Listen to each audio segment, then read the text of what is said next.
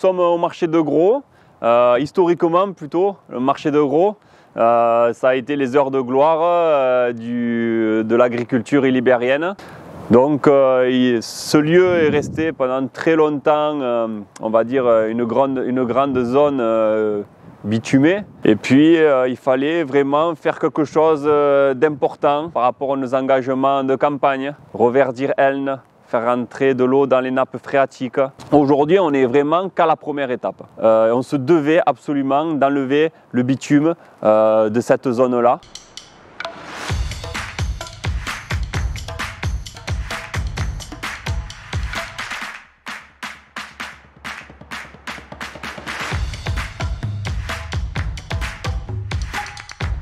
On a planté des arbres de auger, on appelle ça, des arbres grands qui vont créer de la canopée, qui vont aller chercher de la lumière sur les hautes strates. Ça c'est important, créer une mi-ombre qui, dans un premier temps, vont permettre de tamponner et créer un microclimat sur ce lieu-là. Qu'est-ce qu'on veut en faire du marché de Gros?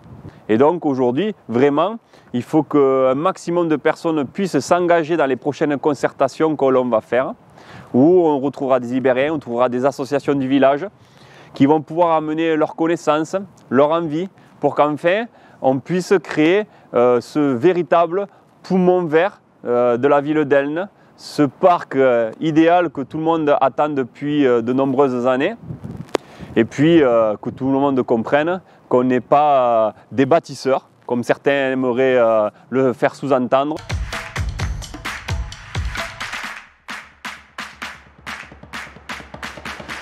On est obligé de jouer avec les appels à projets, jouer avec des partenaires privés, des partenaires associatifs pour que émergent les projets. Quand on va chercher une multitude de budgets pour pouvoir financer un type de projet, on a donc une multitude de partenaires, ce qui permet de créer de la complexité dans ces systèmes-là et qui permettent aussi parfois de créer un environnement favorable et des contextes auxquels on n'aurait pas pensé, nous, seulement en interne.